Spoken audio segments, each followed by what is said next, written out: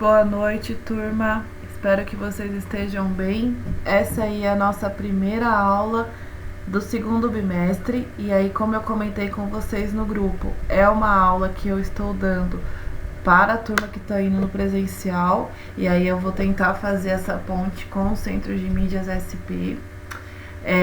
Como vocês já sabem, as atividades são quinzenais. Então, essa semana tem atividade. Na semana que vem vai ter correção da atividade. A gente está tentando se organizar melhor para atender melhor vocês. Essa semana eu vou querer que vocês assistam o último vídeo que eu já passei para vocês, pensando aí os indicadores socioeconômicos e como a gente consegue fazer uma regionalização e uma análise social e econômica a partir desses indicadores. E além disso, eu quero trazer a questão da globalização. Então, vamos lá. A integração regional do mundo e da América Latina.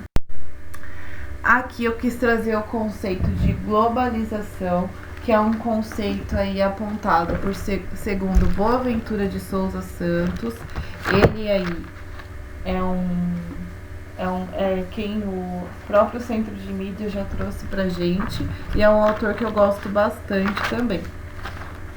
Aí ele traz aí que a globalização é um aspecto econômico estrutural e tem seguintes traços fundamentais: economia dominada pelo sistema financeiro e pelo investimento à escala global, processos de produção flexíveis e multilocais, baixos custos de transporte, revolução das tecnologias de informação e de comunicação, desregulação das economias nacionais, proeminência das agências financeiras multilaterais, emergência de três grandes capitalismos tradicionais: o americano, o japonês e o europeu. Então é legal a gente pensar que a globalização vem na ideia de beneficiar ainda mais os países desenvolvidos, porque daí esses países desenvolvidos conseguem ter as suas transnacionais em países em desenvolvimento, e aí essas transnacionais acabam gerando renda para os países de origem, como a gente já viu na questão dos indicadores socioeconômicos. Então existe aí uma revolução tecnológica e de comunicação, mas essa revolução não é tão benéfica quando a gente pensa aí na regulação das economias nacionais e o quanto a gente ainda vive uma relação desigual com o mercado externo, pensando aí que a gente continua disponibilizando matéria-prima e se apropriando e consumindo tecnologia. E aí a gente continua aí refém das transnacionais, do capitalismo dessas transnacionais, o americano, o japonês e o europeu. Aqui as principais características da globalização. Para a maioria dos autores, a globalização é um processo econômico, social e cultural que se estabeleceu nas 2 ou 3 últimas décadas do século XX, cujas principais características incluem uma escala nunca antes alcançada. Então é legal a gente pensar que é uma questão econômica, social e cultural. O quanto que as empresas transnacionais estão na nossa vida, o quanto a gente consome dessas empresas e acaba aí dando lucro, algum tipo de renda aos países de origem dessas transnacionais.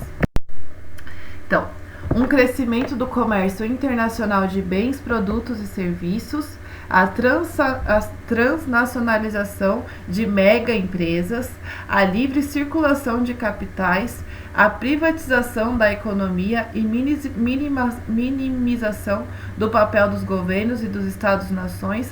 Então, o país não consegue regular mais essas empresas, o que ele acaba aí, na verdade, beneficiando essas mega empresas a se manterem no nosso território, no nosso caso, né? Queda de barreiras comerciais protecionistas e regulação do comércio internacional, segundo as regras da Organização Mundial do Comércio. Então, quando a gente pensa lá os indicadores socioeconômicos que vocês vão ver no último vídeo, esses indicadores eles servem aí para darem um direcionamento da nossa economia. E aí, quando a gente pensa na economia, essa OMC, ela que tenta trazer esses direcionamentos para a economia. Quanto que vai custar determinados produtos. E hoje a gente vive aí, o dólar é a moeda universal, então é a partir do dólar que a gente pensa os nossos produtos. E aí a gente tem que conseguir fazer essa análise de como a gente... com essa globalização, a gente tem um aumento nos nossos produtos aqui, porque a nossa economia está em crise aqui no Brasil.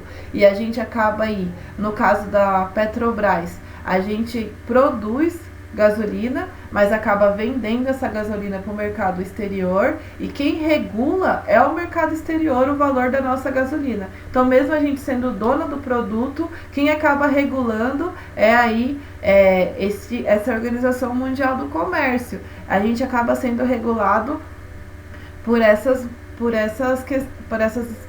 organizações multilaterais. Facilidade no trânsito de pessoas e de bens entre diversos países do mundo, é uma verdade. Expansão das possibilidades de comunicação pelo surgimento da chamada sociedade da informação e da grande facilidade de contato entre as pessoas devido ao aparecimento de diversos instrumentos e ferramentas, entre as quais a internet. E aqui a gente tem uma nova divisão internacional do trabalho, em que os países desenvolvidos mantêm uma relação desigual com os países em desenvolvimento. Então, a gente aqui, no caso dos países em desenvolvimento, fornece produtos primários, produtos aí de matéria-prima, a questão dos commodities, milho, soja, grãos, produtos industrializados, poucos, e fornece a questão de capitais, juros, royalties, lucros, porque a gente acaba sendo refém do mercado mundial, então do Banco Mundial, a gente acaba precisando emprestar dinheiro para conseguir se manter na economia. E a gente já falou sobre isso em outras aulas, e no Centro de Mídias eles trazem bastante essa questão. Enquanto isso, os países desenvolvidos devolvem para a gente essa relação, né? Produtos industrializados de tecnologia superior, e é legal a gente pensar que eles devolvem esses produtos industrializados, mas eles não ensinam a gente como produzir esses produtos industrializados. Eles devolvem o produto, aí devolvem essa tecnologia de ponta, mas a gente não tem acesso à produção dessa tecnologia, a gente só pega o produto pronto. Além de capitais, empréstimos, investimentos produtivos, especulativos, tecnologia. Então, são esses países desenvolvidos que emprestam dinheiro pra gente, e a gente mantém esse ciclo desigual de pensar a nossa moeda, a nossa economia, sempre dependendo do mercado exterior. E aí eu quero trazer para vocês a questão da América Latina. A América Latina, ela sofreu um processo de colonização. Então, todos os países da América Latina sofreram esse processo de colonização. Então, a gente tem aí uma mesma realidade dentro da América Latina, porém a gente não consegue se olhar, se entender que a gente vive no mesmo modelo toda a América Latina, e que a gente precisa conseguir fazer uma ligação, manter uma resistência colonial diante dessa dependência tão forte com os Estados Unidos, com a Europa, com o Japão. A gente precisa conseguir ter uma autonomia, conseguir ter uma busca de autonomia cultural, política e econômica. E aí a gente precisa pensar que a gente precisa entender que o Brasil, os países da América Latina precisam ter uma outra relação com esses países desenvolvidos, não essa relação de dependência do mercado externo. A gente precisa aí entender que a gente, como Brasil, é um país do futuro, mas a gente precisa se olhar e conseguir se colocar no centro das ações. A gente precisa conseguir sair dessa ideia de fornecedor de matéria-prima, como a gente viveu desde a colonização.